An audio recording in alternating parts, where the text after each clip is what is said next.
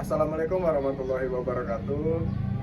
Kami dari kelompok 2 dan saya Alif Muhammad Taufik dan rekan saya yang di kanan Veronica Mandoro, dan rekan saya yang di kiri. Sheila Andulina Melcin. Kami di sini akan mempresentasikan hasil dari analisis kami yang berjudul pengaruh beban belajar terhadap mental health peserta didik. Dan materi pertama yang akan dibawakan oleh Sheila Angelina Melcin. Terima kasih kepada moderator telah memberikan saya kesempatan untuk menjelaskan materi yang pertama.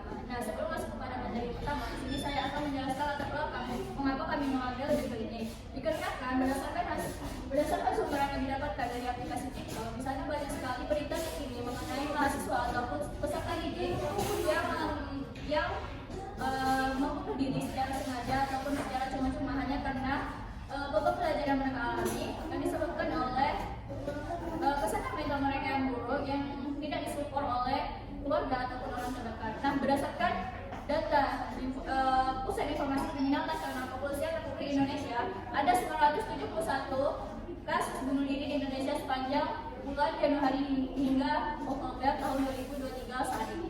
Baik, masuk kepada materi yang pertama, yaitu adalah penyebab dari beban belajar ini sendiri. Seperti yang pertama yaitu stres akademiknya, di mana stres akademik ini biasanya terjadi karena tuntutan dari seorang guru seperti halnya ujian, nilai, ataupun kenaikan kelas. Nah, yang kedua adanya tekanan sosial. Biasanya hal ini datang dari orang terdekat, baik itu keluarga, teman, maupun masyarakat, yang menuntut seorang pendidik ataupun masyarakat untuk menjadi sesuatu yang lebih baik, yang tidak sesuai dengan kemampuan seseorang. Nah, yang ketiga adanya burnout, yang dimana kurangnya motivasi belajar ini biasanya karena didasarkan oleh bosan belajar di dalam proses pembelajaran yang diciptakan oleh pendidik, sehingga membuat seorang peserta didik ataupun mahasiswa itu bosan dan tidak memahami materi yang disampaikan oleh seorang pendidik tersebut. Akan tetapi pendidik meminta seorang peserta didik itu untuk menguasai materinya secara keseluruhan.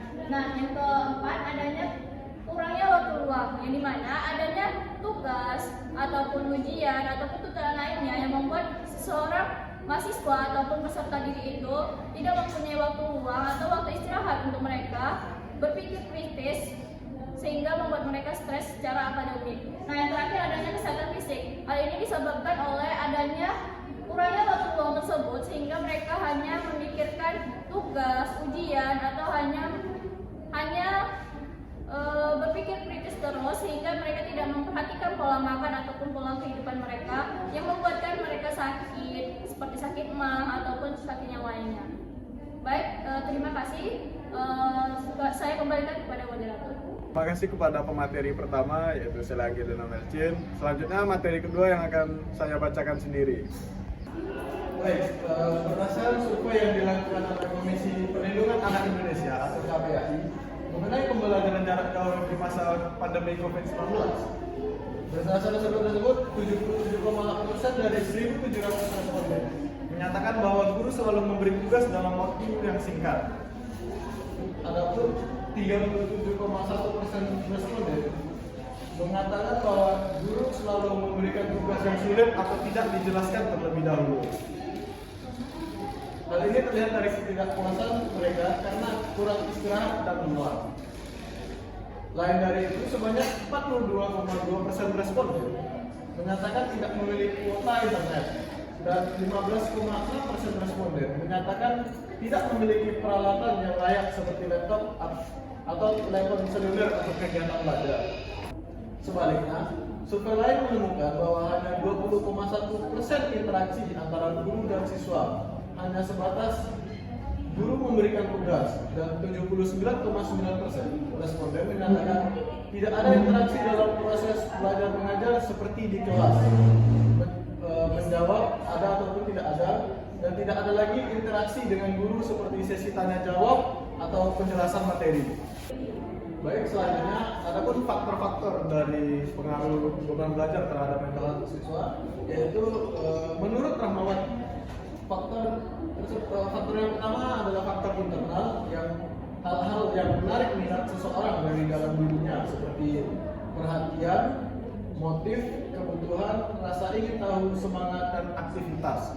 Sedangkan faktor eksternal adalah segala sesuatu yang menarik minat dari luar, seperti lingkungan, orang tua, teman, guru dan fasilitas. Nah, dari faktor internal tadi kita bisa tahu bahwa peserta didik itu juga memiliki rasa ingin tahu, lalu semangat dan aktivitas. Mereka itu butuh itu semua, tetapi dengan porsi yang cukup dan tidak berlebihan. Adapun dari faktor eksternal seperti lingkungan orang tua, yang mana peserta didik sangat membutuhkan lingkungan yang mensupport dirinya, orang tua yang juga mensupport dirinya, dan fasilitas yang bisa dikatakan layak untuk digunakan. Selanjutnya materi ketiga yang akan dibawakan oleh Veronica Manurung. Kepada Veronica disilakan. Baik, terima kasih kepada moderator. Di sini saya akan menjelaskan upaya dari sekolah, guru, serta orang tua. Yang pertama dari sekolah yaitu upayanya preventif, berupa deteksi diri terhadap gangguan kesehatan mental. Nah, sekolah dapat bekerja sama dengan rumah sakit, psikiater, guru BK, serta orang tua dalam mensosialisasikan kesehatan mental yang baik untuk siswa dan dampak kesehatan mental yang buruk.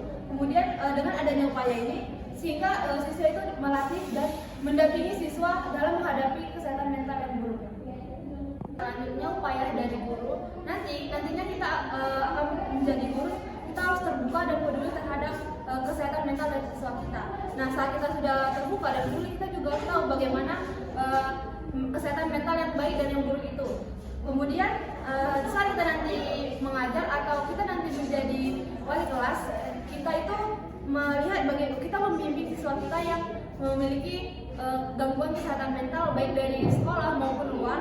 Nah, setelah kita membimbing, kita lihat juga kita mengedukasi siswa kita di kelas bagaimana menjaga kesehatan mental yang baik, dan kita juga sebagai guru melakukan sharing dengan orang tua bagaimana menjaga kesehatan mental anak, serta meminta orang tua untuk memantau anaknya ketika di rumah.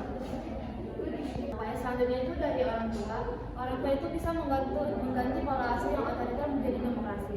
Kenapa? Karena pola asuh yang otoriter ini, orang tua itu menuntut anaknya untuk mendapatkan hasil belajar yang baik di semua mata pelajaran, sehingga anak itu akan merasa tertekan untuk mencapai atau memenuhi tuntutan dari orang tua tersebut.